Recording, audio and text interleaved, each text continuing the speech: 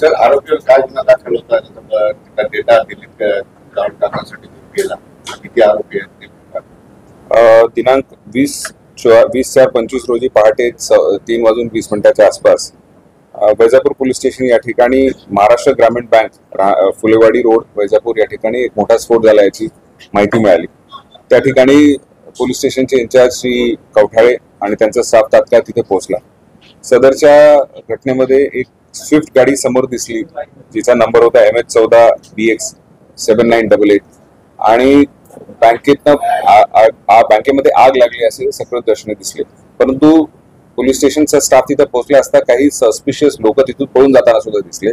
त्यामुळे हा घरफोडी करून बँक लुटण्याचा प्रकार असावा असा अंदाज लावण्यात सुरुवातीला लावला आणि त्या अनुषंगाने तपासाचे चक्र फिरले. LCB PI श्री वाघ आणि त्यांचा स्टाफ, विशेष करून API इंगळे आणि त्यांचा staff, additional SP madam, SDPO सर्व त्या ठिकाणी पोहोचले.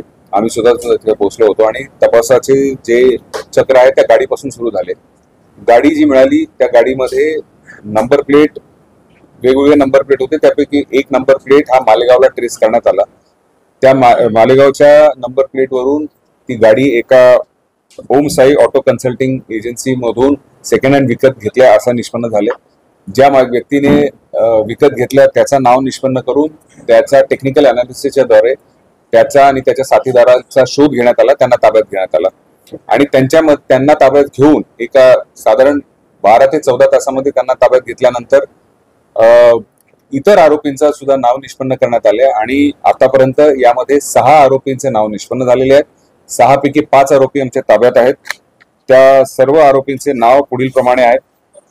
अक्षय कराळे, भरत कदम, सुभाष केरे, सचिन सुभाष केरे, वैभव केरे, धारबा बिराडे आणि अप्पा बने. यापैकी अप्पा बने सोडून बाकी सर्वच्या सर्व आरोपी जे आहेत ते आमच्या ताब्यात आहेत. या सर्व घटनेमध्ये CR नंबर 193/25 अनुषंगाने वैजापूर पोलीस स्टेशन या ठिकाणी गुन्हा दाखल करण्यात आला आहे. कलम 305, 331(4), 62, 326G, 324(5) भारतीय न्याय संहिताप्रमाणे गुन्हा दाखल करण्यात आलेला आहे आणि आतापर्यंत जे घटनेमध्ये वापरण्यात आलेले सर्व साहित्य, त्याचबरोबर 2 स्विफ्ट कार या सुद्धा जप्त करण्यात आलेल्या आहेत. ज्या गाडीचा तिथे वापर करण्यात आला त्या गाडीमध्ये तिचा पूर्ण डेटा इरेज करण्याचा प्रयत्न झाला होता, ज्यामध्ये त्याचा इंजिन नंबर, चेसी नंबर बदलून टाकला, खोडून टाकला होता. त्याचा कलर बदलण्याचा प्रयत्न झाला, जेणेकरून CCTV मध्ये आला तरी सुद्धा पोलीस गोंधळून जातील असा त्यांचा अंदाज होता.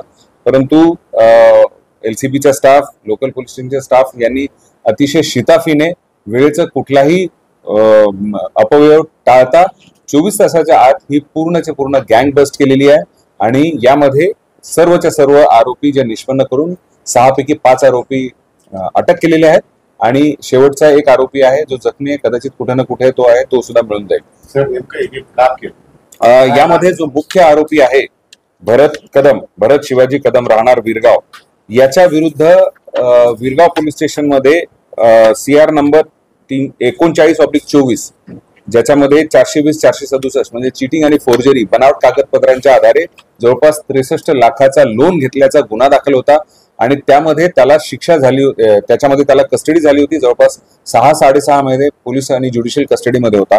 याचा राग त्याच्या मनात होता.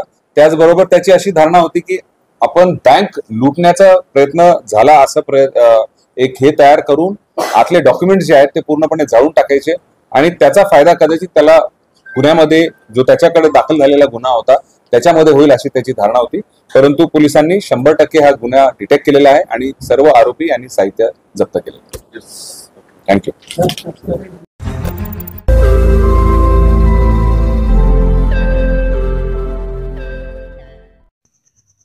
रोज नई खबरों को देखने के लिए हमारे औरंगाबाद समाचार चैनल को सब्सक्राइब कीजिए और नोटिफिकेशन पाने के लिए हमारे बेल आइकन को दबाइए ताकि हर खबर की नोटिफिकेशन आपको मिलती रहे.